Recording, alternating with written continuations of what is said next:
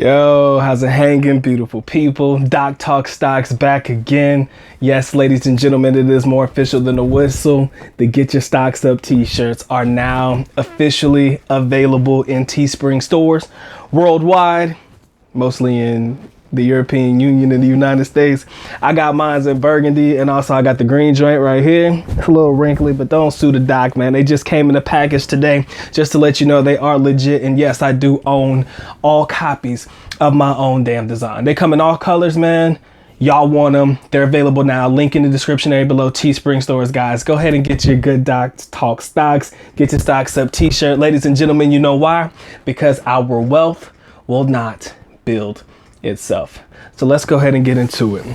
All right, ladies and gentlemen, a lot of people have been asking me about my strategy for dividend investing. Now, I'm pretty sure the information that I'm going to provide for you guys today is something that maybe people do, but sometimes you don't.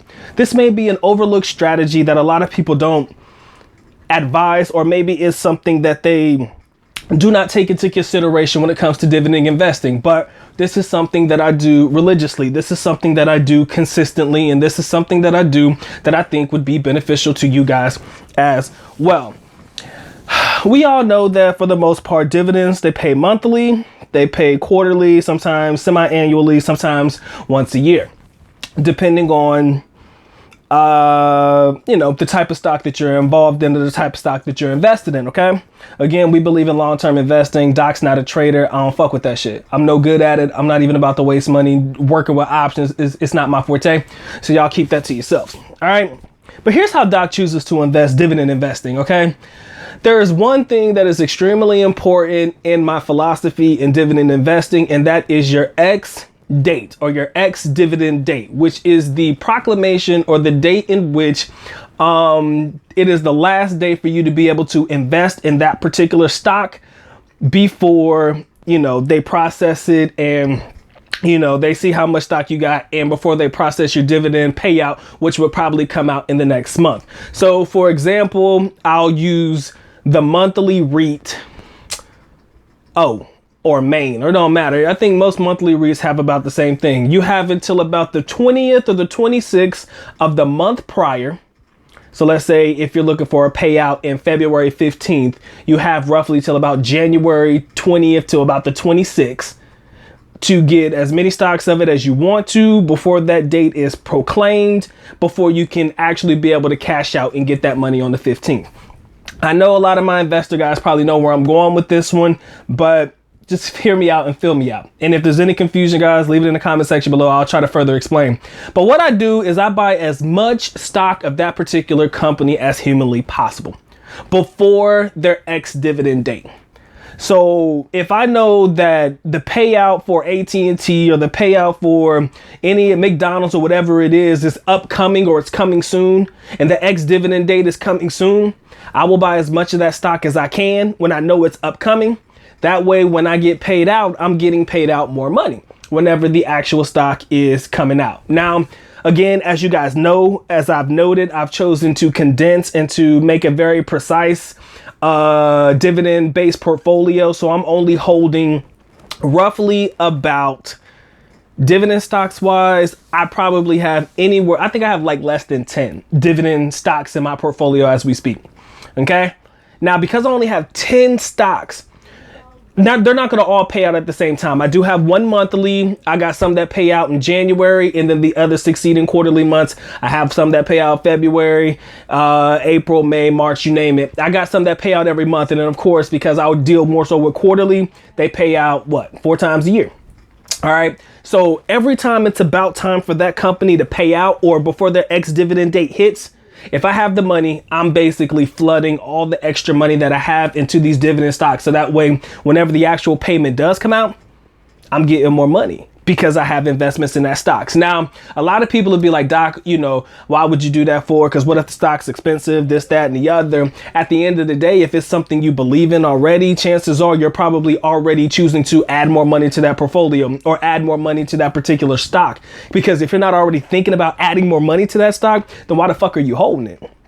All right. Now I can understand if it's a growth stock, and like for myself right now, and we're going through it, and I'll be honest, I got a couple of stocks that are down, my growth stocks, and I've opted not to continuously put a lot more money into it, even though it's on the dip, because god dang it, I done put enough on the dip. All right. I've invested as much as I can on the dip. Now I just have to wait and see if it's going to bounce back. All right. We're going to give it a couple of years. I'm never just going to panic like I probably would have in the past. I'm just going to go ahead and give it its chance, time to shine, see how it goes. More specifically, the particular stock that I'm down in, not necessarily the most, is ChargePoint.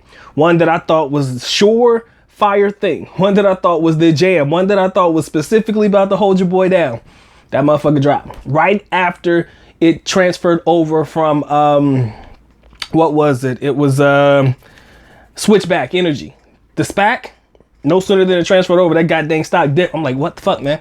Why in the world am I investing in this growth stock? And the damn thing ain't growing, you know what I'm saying? But I digress. We'll make a video about that later on. All right. But for my dividend shares, man, I'm flooding as much money as humanly possible just before the ex-dividend date. That way I get paid out more whenever it's time to cash in. That's my usual dividend strategy when it comes down to it. So let's say, for example, what's coming up in my portfolio? Hypothetically, I think WP Carry. Yeah, WPC stock ticker. WP Carry, the REIT, they're about to pay out soon. It's a fair price. So I think the ex-dividend date has since passed, but just before that date happened, whenever I got a check or something and a little bit of money to my name, I was just buying like a couple of shares, you know, just kind of watching where the price fluctuate based on my average share price, things like that. Just a couple of shares. And then when I got comfortable and I was cool, I know that I would get paid out at least $1 per share because it's trading at about $4. I'm sorry, the dividend payout rate is about $4 or so. So I know I'm at least getting $1 per share of stock that I own. Once I got comfortable, I was like, all right, I know I'm about to get paid X amount of dollars on this one. Okay, so let me focus on something else.